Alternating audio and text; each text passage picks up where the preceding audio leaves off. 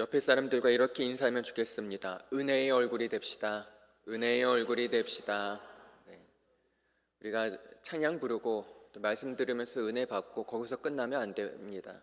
우리가 은혜의 얼굴이 돼야 우리가 이제 집에 가서 또한 또 친구들 만나고 사람들 만날 때 역시 예배 드리는 사람은 얼굴이 다르는구나, 주일날 교회 가는 사람은 얼굴이 다르는구나, 그것을 이제 우리가 보여줘야 합니다. 그래서 여러분, 오늘 예배를 통해 은혜의 얼굴이 되는 청년들이 되길 간절히 소망합니다.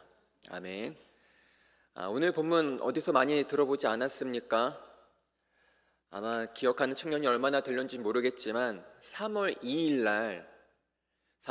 날 누가복음 8장 본문이 야이로의 딸 혈루증 여인, 오늘과 똑같은 이야기였습니다. 그때는 누가의 관점으로 제가 그때 설교를 했었죠. 오늘은 똑같은 본문인데 마가복음의 관점으로 함께 오늘 말씀을 나누고자 합니다. 오늘 본문은 회당장 야이로의 딸과 12해 동안 혈루증을 앓아온 여인을 고치는 사건이 기록되어 있습니다. 이 두 사건은 거라사 지방을 떠나 배를 타고 맞은편으로 건너가신 예수님이 큰 무리를 만나시면서부터 시작됩니다. 그때 그 무리 중에 한 사람이 예수님 앞에 나와 엎드립니다. 이 사람은 회당장 야이로입니다. 당시 여러분, 유대 회당은 백성들을 영적으로 교육하고 먹이고 살려내는 곳이었습니다. 단순히 예배만 드리는 곳이 아니었어요. 그 당시에 회당에서는 학교 같은 역할을 했고요, 그 다음에 그 회당에서 또 쉼을 누리기도 했습니다. 또한 사랑방 같은 역할을 하기도 했다라는 거죠. 따라서 그 회당의 지도자인 회당장은 사회적으로 높은 지위와 명예를 가지고 있었습니다. 또한 이 야이로라는 이름에는 내가 살리리라 라는 뜻이 담겨 있습니다. 이처럼 야이로는 그의 이름처럼 사람을 살리는 회당장의 역할을 충실히 하며 많은 사람들로부터 존경을 받으며 살았습니다. 그런데 지금 어떠한 일이 일어났습니까? 오늘 본문에 보니까 이 회당장 야이로의 어린 딸에게 문제가 생겼습니다. 그가 예수님께 나와 외친 첫 마디, 주님, 내 어린 딸이 죽게 되었습니다 라는 겁니다. 이 야이로의 이름의 뜻이 뭐라고요? 내가 살리리라. 누군가를 살린다는 그 이름의 의미가 무색하게 정작 12살 난 자기의 딸의 죽음 앞에서는 속수무책인 것입니다. 그저 무력하게 죽어가는 자신의 딸 아이를 그냥 어쩔 수 없는 그런 슬픈 마음으로밖에 바라볼 수밖에 없는 상황인 것이죠. 그런데 이것이 그 당시 유대 종교 지도자들이 처한 상황이자 유대교가 맞닥뜨린 한계였습니다. 사람을 살리고 회복시켜야 할 회당이 더 이상 그 당시에 그 기능을 감당하지 못하고 부패하고 타락했다라는 것이죠. 이 회당장 야이로의 요청에 예수님은 그와 함께 길을 떠나십니다. 그런데 여러분, 예수님이 어떠한 분입니까? 예수님은 창조주 하나님의 아들이십니다. 예수님 자체가 전지전능하시기 때문에 굳이 그 아이한테 가지 않고 그 자리에서 말씀을 선포함으로도 살릴 수 있고 치료하실 수 있습니다. 그러나 예수님은 친히 회당장의 딸이 있는 곳으로 가십니다. 그런데 길을 가다가 누구를 만납니까? 12해 동안 혈루증을 앓던 한 여인을 만납니다. 야이로의 딸 몇 살? 12살. 그리고 이 여인이 병을 앓은 횟수는 몇 년? 12년. 이 12라는 숫자가 공통적으로 들어가는 이야기가 연이어 등장하고 있습니다. 여러분, 성경에서 숫자 12는 완전수입니다. 완전수. 무슨 의미일까요? 그렇다면 죽어가는 야이로의 딸 12살, 12년 동안 혈루증을 앓아온 여인, 즉 이 12라는 것은 더 이상 회복할 수 없는 완전한 절망의 상태를 12라는 숫자를 통해 상징적으로 말하고 있습니다. 그 완전히 절망적인 상태, 이제 어찌할 수 없는 상태라는 것이죠. 자, 그러면 이 혈루증을 앓아온 여인의 정체에 대해서 오늘 본문에서 상세히 소개하고 있습니다. 오늘 본문 25절, 26절 말씀 우리 함께 읽겠습니다. 12해를 혈루증으로 앓아온 한 여자가 있어 많은 의사에게 많은 괴로움을 받았고 가진 것도 다 허비하였으되 아무 효험이 없고 도리어 더 중하였던 자에. 여러분 어떤가요? 이 12년 동안 정말 어떤 한 병을 10년 넘게 앓고 있다라는 것은 더 이상 고침받기 어렵다라는 겁니다. 그 내가 고침받아야겠다는 의지 또한도 약해졌을 시기입니다. 이 여인 어떻습니까? 26절에 보니까 처음에 그 병 때문에 많은 의사에게 진료도 받았겠죠. 용하다는 의사에게 찾아가고 진찰도 받고 좋다는 약도 많이 먹었을 겁니다. 그런데 결과가 뭡니까? 많은 괴로움을 받았고 거기다가 어떻게 됐습니까? 가진 것도 다 허비되었고, 가진 거 다 허비해서 결과가 조금 나아지면 되는데 뭐라고 하나요? 아무 효험도 없고. 10년 넘게 병을 앓아온 분들과 얘기를 하면은 이렇게 얘기합니다. 낫는 거 생각 안 하고 더 이상 악화만 되지 않았으면 좋겠습니다 라고 얘기해요. 그런데 이 여인은 어떻게 됐나요? 도리어 더 중하였던 차에. 완전히 절망입니다. 그렇게 좋다는 의사 다 찾아다니고 좋은 약도 먹고 가진 거 내가 다 허비했는데 결과가 뭔가요? 괴로움만 더하고 아무 효험도 없고 오히려 병세는 더 악화됐다라는 것이죠. 얼마나 이 여인 상처도 많이 받고 슬프고 낙심하고 얼마나 고단할까요? 그런데 여러분, 이런 여인을 율법에서 뭐라고 지정하는지 압니까? 레위기를 보면 혈루증은 피가 멈추지 않는 유추병이라고 불러서 이 병을 앓고 있는 사람을 가장 부정한 여인으로 여겼습니다. 얼마나 억울합니까? 몸이 아픈 것도 억울한데 고치지 못한 거, 내 돈 다 허비해서 고치지 못한 것도 억울한데 거기다가 부정한 사람이라고 낙인까지 찍히니 완전히 사회에서 떨어진 생활을 해야 하니 이 여인이야말로 벼랑에 내몰린 인생입니다. 부정한 자가 손대는 모든 것은 부정하다고 여기는 그 당시의 풍습 때문에 이 여인은 마음대로 길거리에 돌아다닐 수도 없습니다. 늘 격리되어야 되고 이 여인과 접촉하는 사람은 부정하게 여기기 때문에 정교 예식을 치러야 합니다. 그런데 죽음 앞에서, 절망 앞에서 예수님이 지나가신다라는 이 소식을 듣고 이 여인은 그 부정함을 무릅쓰고 사람들 틈으로, 무리들 안으로 끼어 들어가서 예수님을 만나고자 합니다. 27절 말씀입니다. 우리 함께 읽겠습니다. 예수의 소문을 듣고 무리 가운데 끼어 뒤로 와서 그의 옷에 손을 대니. 여러분이 이 여인이 무엇을, 예수님의 소문을 듣고 예수님에 대한 많은 것을 들어왔습니다. 예수님에 대한 말씀도 건너 들었을 것이고 예수님이 하신 놀라운 기적과 기사를 행한 것도 들었을 것입니다. 그렇습니다. 믿음은 무엇을 통해? 들음을 통해서, 하나님의 말씀을 들음을 통해서 믿음이 생기게 되고, 이 여인은 그 예수님의 말씀을 듣고 예수님이 행하신 그 복음을 듣고서 믿음이 생겼습니다. 그래서 내가 이 예수님을 만나면은 내 병 나음받을 수 있겠다, 고침받을 수 있겠다, 이 병에서 자해질 수 있겠다라는 믿음이 들었습니다. 그래서 그녀는 구름대처럼 몰려든 그 사람들의 사이를 부정함에도 불구하고 그것을 무릅쓰고 그 무리들 사이에 비집고 들어가 예수님의 옷자락에 손을 대었습니다. 그런데 이것을 그냥 지나치면 안 돼요. 부정한 사람이 손대는 그 모든 것은 부정해집니다. 부정한 사람이 손대는 그 사람 또한 부정해집니다. 이 여인이 예수님의 옷자락에 손을 대었다면 예수님은 어떻게 됩니까? 부정한 사람으로 낙인 찍히게 됩니다.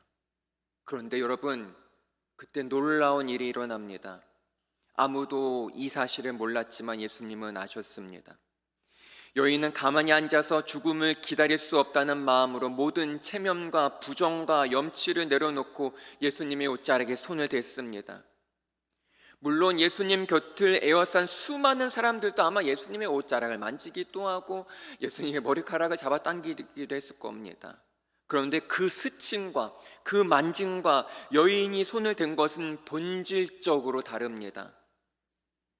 30절 말씀 우리 함께 읽겠습니다. 시작.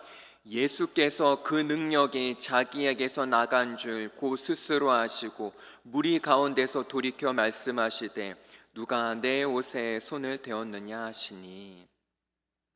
수많은 사람들이 예수님의 옷자락에 손을 대었을 거예요. 예수님 한번 만져보고 싶었겠죠. 그런데 예수님의 능력이 나간 것은 그 수많은 사람들이 아닌 딱 한 사람에게였습니다.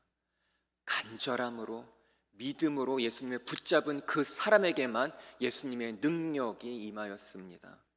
여러분, 우리에게 주는 메시지 아주 큽니다. 그냥 앉아서 예배 드리는 거랑 간절함으로 믿음을 가지고 예배 드리는 거랑 차이가 날 수밖에 없습니다. 하나님의 능력은, 예수님의 능력은 간절함 가운데, 믿음 가운데 그 사람에게 임합니다. 그냥 자리만 왔다 갔다 하는 여러분이 아니라 이 예배를 통해 주님의 능력을 체험하는 우리 모두가 되길 간절히 소망합니다. 자, 여러분, 예수님이 뭐라고 얘기합니까? 30절에 누가 내 옷에 손을 대었느냐 물으십니다. 수많은 사람들이 예수님을 만졌습니다. 그런데 이것은 그냥 인간적인 접촉밖에 불과합니다. 그러나 이 여인은 어떠한 간절한 마음과 간절한 믿음과 간절한 열망을 담아서 예수님의 옷짝을 손을 잡으니, 손을 대니 주님의 능력을 체험하게 되었고 예수님은 그것을 정확히 아셨습니다. 그런데 예수님이 그분의 옷에 손에 댄 자를 찾으실 때 이 제자들의 반응이 어떤가요? 31절 말씀 함께 읽겠습니다. 제자들이 여짜오되 무리가 에워싸 미는 것을 보시며 누가 내게 손을 대었느냐 물으시니까 하되. 얼마나 답답합니까 제자들. 제자들의 말은 이런 거죠. 그냥 인간적인 말이에요. 예수님, 이렇게 많은 사람들이 예수님을 둘러싸서 가고 있는데 수많은 사람들이 예수님 옷자락 잡아당기고 머리카락도 잡아당기고 예수님 손도 만지려고 하는데 어떻게 누가 예수님 잡았는지 어떻게 압니까? 이게 뭘 의미합니까? 제자들의 영적인 한계이고 믿음의 한계입니다. 제자들은 예수님이 찾으시는 그 사람이 간절한 마음으로 그분의 옷자락에 손을 댄 사람임을 알지 못했습니다. 그래서 예수님이 어떻게 하십니까? 32절, 33절 말씀 함께 읽겠습니다. 예수께서 이 일 행한 여자를 보려고 둘러보시니 여자가 자기에게 이루어진 일을 알고 두려워하여 떨며 와서 그 앞에 엎드려 모든 사실을 여쭈니. 자, 여러분, 이 여인이 그 앞에 엎드려 모든 사실을 말하니에요. 뭐예요? 여쭈니. 뭔가 지금 물어본다는 거예요. 이 여인이 예수님 제가 만졌습니다 그 말을 하면서 뭔가를 여쭤본다. 여기서 사실을 여쭈니 라는 것은 진리를 여쭈니 라고 해석하는 것이 더 적절합니다. 여러분, 이 여인은 무엇을 두려워한 것일까요? 33절에 두려워하며 떨며. 과연 무엇을 두려워한 걸까요? 사람들이 자신을 바라보는 그 의식, 그런 시선이 두려웠을까요? 예수님이 나를 혼내킬 것 같은 그러한 두려움이 있었을까요? 아닙니다. 다름 아닌 경건한 떨림이 일어났습니다. 예수님 앞에 경건한 떨림, 거룩한 부담감이 생기는 겁니다. 우리도 예배의 자리에 있을 때 물론 편하죠. 너무나 좋죠. 그러나 우리 마음 가운데도 영적인 떨림이 있어야 됩니다. 거룩한 떨림이 있어야 됩니다. 거룩한 두려움, 하나님의 존전 앞에 있을 때 거룩한 두려움이 있어야 합니다. 이 여인에게 바로 그러한 경건한 떨림이 예수님의 옷자락을 만지면서 느낀 거였죠. 하나님의 경외하심 앞에 여인은 무릎을 꿇고 엎드려 예수님께 진리를 여쭙니다. 이러한 여인의 간절함에 예수님이 어떻게 응답하십니까? 34절 말씀 우리 힘차게 함께 읽겠습니다. 예수께서 이르시되 딸아 내 믿음이 너를 구원하였으니 평안히 가라 내 병에서 놓여 건강할지어다. 아멘. 오히려 예수님은 이 여인이 병 나은 것을 왜 병 나았다고 하나요? 내가 너를 고쳐줬다 그렇게 말씀 안 하십니다. 뭐라고 하시나요? 내 믿음이 너를 구원했다. 오히려 예수님은 이 여인의 믿음을 칭찬하십니다. 당연하죠. 수많은 사람들이 예수님을 만졌고 붙잡았는데 고침과 치유와 구원의 은혜를 누린 사람은 이 부정한 여인 한 명밖에 없으니까 주님을 간절히 믿고 사모하고 주님을 따랐던 그 한 사람에게만 주님의 은혜가, 주님의 치유의 능력이 임했다라는 것이죠. 예수님의 말씀 한마디에 12해 동안 그녀를 괴롭혔던 혈루증이 한 번에 떠났습니다. 조금씩 나아진 게 아니에요.